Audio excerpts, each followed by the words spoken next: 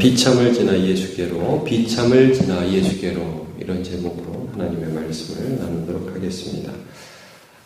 우리가 이제 로마서에서 계속 보는 거는 우리가 예수 그리스도께서 하신 일을 통해서 말하자면 전혀 다른 체계로 이동했다. 이 체계로 이동했다는 말을 제가 자주 드리는데, 이게 뭐냐면 우리를 지배하고 있는 어떤 시스템이 있거든요. 그게 죄의 시스템이고, 그게 육체의 시스템이고, 이게 사망의 시스템입니다.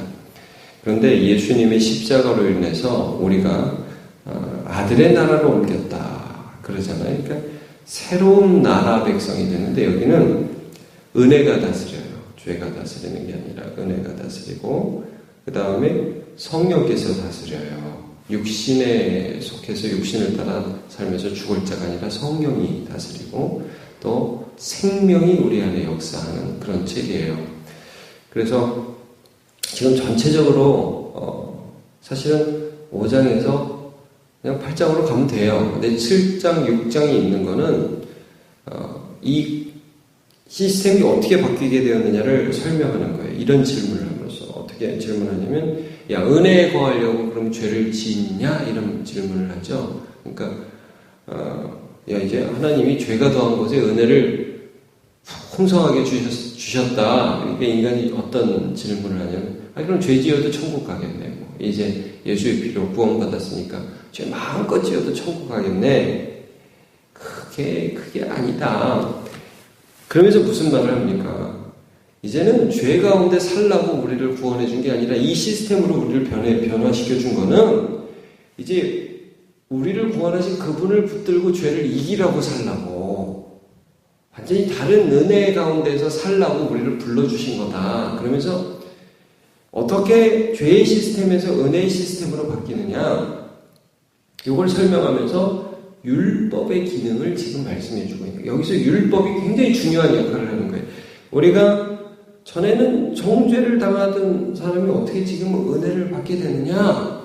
예수님이 다 해놓으셨다. 오케이. 근데 거기서 율법이라는 게 어떤 기능을 하는가? 그걸 지금 설명하고 있는 거예요.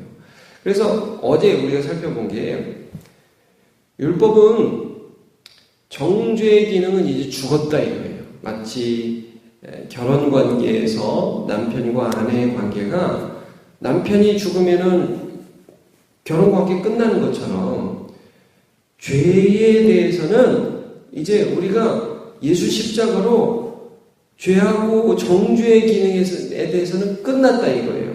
더 이상 우리가 너 죄 지었어? 너 하나님 사랑하잖아? 너 이웃 사랑하잖아? 너 지옥 가. 이런 건 이제 안 된다는 거죠. 왜냐하면 예수님이 십자가에서 우리의 죄를 용서하시고 다 형벌을 받으셨어요. 정죄의 기능이 끝났어요. 죄와 사망의 법, 율법의 정죄에 대해서는 우리가 이제 그 시스템하고 아무런 상관이 없어요. 끝난 법이에요. 여러분, 우리가 이렇게 개헌하잖아요.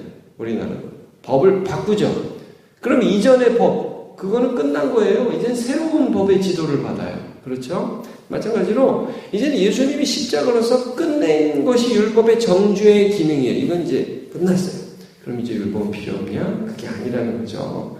율법이 어떤 면에서 필요한지 어제 하나 본 거는, 율법은 죄를 깨닫게 한다. 그래서 여러분 7장 7절에 보면 이렇게 나왔죠. 그런즉 우리가 무슨 말을 하리요? 자, 율법의 정죄 기능이 끝났어. 그러면 율법이 이제 다 필요 없고 죄냐? 그럴 수 없다. 율법으로 말미암지 않고는 내가 죄를 알지 못하였다. 죄를 죄로 알게 하는 기능이 율법에 있구나. 그래서 로마서 3장 20절인가요? 율법으로는 죄를 깨달음이라. 여러분 기억하시죠? 율법으로는 죄를 깨닫는다. 자, 어제 그 기능들을 쭉 살펴봤습니다. 자, 오늘 우리가 살펴볼 내용은 뭐냐면, 그 율법이 죄를 깨닫는다. 이게 죄구나. 이걸 알게 해줘요. 그런 다음에 그 죄가 내 속에 있다는 것을 깨달으며 굉장한 비참함을 느끼게 합니다. 갈등을 느끼게요.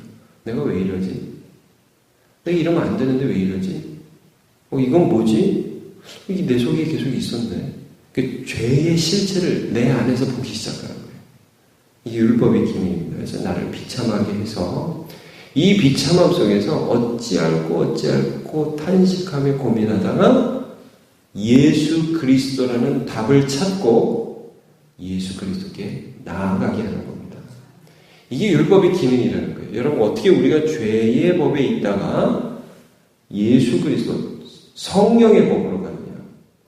로마서 8장 1절의 결론이라고 그랬죠. 그래서 이 부분에 대한 결론은 그러므로 누구든지 그리스도 예수 안에 있는 자에게는 결코 정죄함이 없나니 이는 그리스도 예수 안에 있는 생명의 성령의 법이 죄와 사망의 법에서 너를 해방하였습니다. 예. 어떻게 이 체계에서 이 체계로 변하느냐, 어떻게 죄 아래 있던 자가 은혜 아래 가느냐. 그래서 율법이 너무 중요한 역할을 한다는 거예요. 네가 죄를 깨닫게 돼, 알게 돼. 전에는 죄가 죄로 안 보여요. 근데 이제 죄가 죄로 보이기 시작해요. 이게 뭐지? 알기 시작해요. 율법 때문에. 그럼 그것 때문에 힘들어요. 내가 왜 이러지? 자, 성경을 좀 볼게요. 오늘 이제 우리 본문이 14절부터 아닙니까? 14절. 우리 율법은 신령한 줄 알고 원하는 육신을 속하여 죄 아래 팔렸도다. 율법이 나쁜 게 아니라는 거예요. 율법은 좋은 말만 한다는 거예요. 이렇게 살아라. 저렇게 살아라. 근데 딱 이게 죄네 하는 걸 깨닫고, 근데 내가 내 속에 죄를 딱 보고 내가 바로 그 죄 안에 있네, 이걸 깨닫게 돼요. 그래서 15절, 내가 행하는 것을 내가 알지 못하는, 이게 당혹스럽다는 거예요. 내가 왜 이러지? 내가 알지 못하는 일을 내가 행해. 그러니까 나는 하나님 사랑하고 싶은데, 여기 보니까 내가 원하는 것을 행하지 않고 도리어 미워하는 것을 행한다. 거짓말하기 싫은데, 난 착하게 살고 싶은데, 나는 신실하게 살고 싶은데 왜 안 되지? 내 안에 있는 죄의 실체를 보게 돼요. 근데 여러분, 이게 소망입니다. 좀 더 볼게요. 만일 내가 원하지 않은 것을 행하면 내가 이로써 율법이 선한 것을 시인하느니, 율법은 정말 좋은 거구나. 근데 내가 나쁜 놈이구나. 이걸 알게 된다는 거예요. 그러면서 11절에 이제는 그것을 행하는 자가 내가 아니요 내 속에 거하는 죄인이라. 굉장히 중요한 말씀입니다. 자, 이 말씀은 내가 죄를 져도 난 책임 없다, 이런 말이 아닙니다. 절대 그런 말이 아닙니다. 내 속에 거하는 죄, 말하자면 여러분이 우리가 이 율법을 통해서 하나님을 알게 되면요, 이게 나는 새로운 원함이 생기는 거예요. 그러니까, 난 이렇게 살고 싶어, 이런 소망이 있죠. 나는 하나님을 사랑하고 싶어, 이런 소망이 생기는 거예요. 전에는요, 여러분, 이게 중요해요. 전에는 어떤 소망이 나를 지배했냐면, 죄를 짓고 싶어. 그러면서 이게 죄인지 몰랐어요. 저는 미워하면서도 이게 죄인지 몰랐어요. 근데요, 여러분, 우리가 이 율법의 말씀을 통해서 새로운 원함, 새로운 소망을 하나님이 우리 안에 주셔요. 하나님 뜻대로 살고 싶어. 근데 이놈은 뭐지? 왜 내가 거짓말하고 있지? 왜 내가 미워하고 있지? 왜 내가 하나님을 버리고 세상을 따라가고 있지? 이게 갑자기 보이기 시작하고 애통하기 시작해요. 근데 여러분, 이게 소망이라는 거예요. 이게 잘 되고 있는 거예요. 반드시 이 과정을 거친다는 거예요. 그저 그냥 오늘 나 예수 믿었어, 하나님 나라, 이게 아니라 우리 내면 속에서 하나님 이런 일을 하셔요. 안 된다. 하나님 뜻대로 살고 싶은데 잘 안 된다. 힘들다. 난 하나님 순종하고 싶은데 왜 나는 이 땅으로 살고 있지? 이러면서 내 마음속에 고민과 갈등들이 일어나기 시작한다는 거예요. 반드시 이 과정을 거쳐요. 좀 더 볼게요. 18절, 내 속건대 육신에 선한 것이 거하지 아니하는 줄을 아노니 원함은 내게 있으나 선을 행하는 것은 없도다. 나는 왜 이럴까? 나는 원함이라는 것은 있다. 여러분, 근데 이게 소망이에요. 원함이라는 게 있다. 죄가 다른 놈처럼 미워지기 시작한다. 이렇게 살면 안 되는데. 그러나 하나님을 따라 살고 싶다.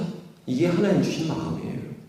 근데 갑자기 죄를 버릴 수 있는 능력이 생기는 건 아니에요. 제가 자주 말씀드리죠. 수련회 같은 거 하면요, 막 집회 같은 거 하고 예배 때 은혜 받으면 성도들이 은혜 받으면서 막 나가면서 이런 마음이 들어요.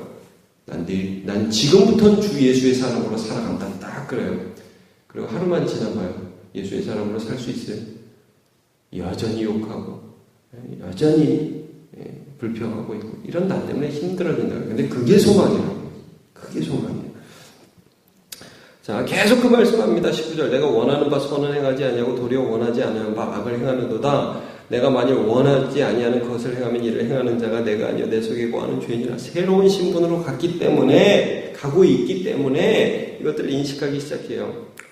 법에 대한 얘기가 21절부터 나오죠. 법에 대한 말씀이. 그리고 내가 한 법을 깨달았는데 그 선을 행하기 원하는 나에게 악이 함께 있는 것이로다.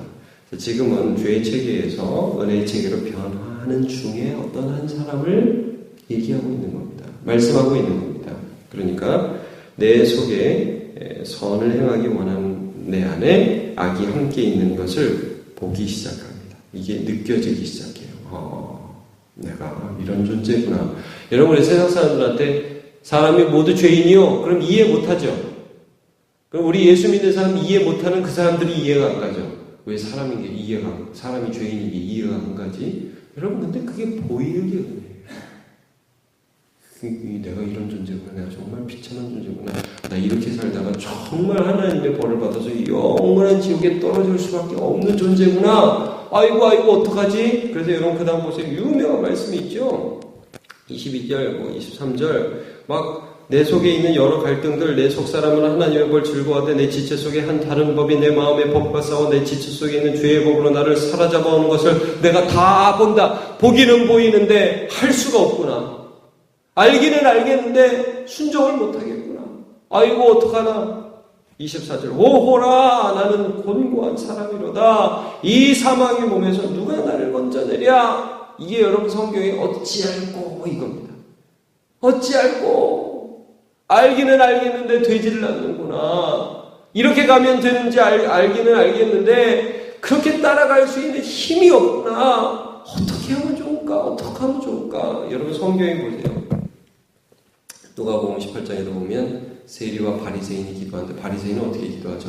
하나님 감사합니다. 저는 소득 21조도 드리고요. 저는 저 가난한 사람한테 구제하고 특별히 감사한 게 하나 있는데 저 세리와 같지 아니함을 참 감사드립니다. 자기가 다 할 수 있대요. 자기가 누군지를 몰라요. 근데 세리는 옆에서 어떻게 기도하죠? 가슴을 치면서 주여 나는 죄인이로소이다. 나를 불쌍히 여기소서. 그러죠. 그래서 여러분 내가 죄인인지 아는 사람은 반드시 누구에게 나가느냐? 나의 죄를 해결하실 예수께 나아가는 겁니다. 반드시 그렇게 결론이 됩니다. 그래서 오늘 결론은 오라 나는 곤고한 사람이로다. 이 사망의 몸에서 나를 누가 건져내겠느냐? 누가 누구예요? 예수예요. 그게 결론이에요. 오늘 본문에. 이런 과정을 거친다는. 그래서 25절 맨 마지막 절에 보면 우리 주 예수 그리스도로 말미암아 하나님께 감사하리로다. 갑자기 이게 툭 튀어나오죠. 이상하잖아요. 좀 전에 죄 때문에 미치겠다 막 그랬는데 갑자기 예수님이 나와요. 이게 뭐예요? 앞에 예수 얘기를 했으니까 내가 안 되니까 예수님이 오셨다는 거예요. 갑자기 이런 나를 보다가 뚝 보니까 내 문제를 해결할 예수님이 오셨네. 그분이 해결이시네. 죄와 사망의 법, 이 모든 법 때문에 나는 정죄를 받아 죽어 마땅한 존재인데 그 정죄를 십자가에서 대신 받으셨고 이제 내 속에서 예수의 영 성령께서 오셔서 이제 율법을 그러니까 하나님의 법을 따르는데요. 지켜야지 이게 아니라 하나님 도와주세요. 예수님 도와주세요. 이렇게 가니까 주님이 도와주신다. 이제 내일 보겠지만 육신으로 살면 반드시 죽을 것이로되 영으로서 육신을 죽이면 살리라 그러잖아요. 이게 생명의 소망이 되는 거예요. 그러니까 나를 도와주시는 분이 오셨다는 거예요. 나의 모든 문제를 해결해 주실 분이 예수님이라는 거예요. 이게 소망이 되죠. 자, 여러분 죄의 체계에서 어떻게 은혜의 체계로 바뀌느냐, 어떻게 이 세상 나라에서 하나님 나라의 백성으로 바뀌느냐, 그 가운데 율법이 중요한 일을 한다는 거예요. 율법은 죄를 깨닫게 하고 자기의 비참을 알게 해서 그리스도께로 우리를 인도하는 초등교사 역할을 한다. 이것들을 기억하시고 오늘도 여러분 소망 가십시오. 그러니까 예수 믿는 사람은요 항상 성령 충만하다 그런 게 아닙니다. 항상 내 마음이 뜨겁다 이게 아니에요. 내가 왜 이렇게 안 되지? 애통한 거예요, 여러분. 애통하는 자는 복이 있어요. 천국이 저희 것입니다. 나는 왜 이것밖에 안 될까? 마음이 아파요. 근데 그 아픈 마음을 가지고 주께 나오시면 여러분 잘하시는 겁니다. 주님의 도우심을 받으십시오. 그래서 나는 율법을 통과해서 비참함을 통과해서 은혜로 들어가는 예수를 만나는 저와 여러분 되시길 축복합니다. 기도하겠습니다. 하나님, 오늘 우리 로마서 7장에 나와 있는 율법의 역할에 대해서 함께 살펴보았습니다. 죄를 깨닫게 하고 내 안에 있는 새로운 원함 속에서 내 속에부터 원래부터 있었던 그 죄악의 비참함과 그 살인적인 힘을 보게 되며 권고하고 애통해서 예수님 앞에 나아가게 하는 그 역할을 하는 율법의 기능을 살펴보았습니다. 하나님, 우리가 예수 믿으면서 늘 절망하고 좌절합니다. 그 모습 그대로 내 연약함을 불쌍히 여겨달라고 우리 하나님 앞에 나아가서 주의 긍휼하심을 얻는 하나님의 도우심을 얻는 예수님의 위로와 안위를 얻는 완전히 이루신 구원과 오늘도 나를 도와주시는 성령의 능력을 경험하는 우리 모든 성도들 또 제가 될 수 있도록 주님 붙들어 주시옵소서. 오늘도 이 새벽에 함께 기도하고 하루를 시작합니다. 나의 구원자이신 예수 그리스도 힘있게 붙들고 고난 가운데 주님을 의지하여 삶을 얻었던 다윗과 같은 인생을 살아갈 수 있도록 붙들어 주옵소서. 예수님의 이름으로 기도하옵나이다. 아멘.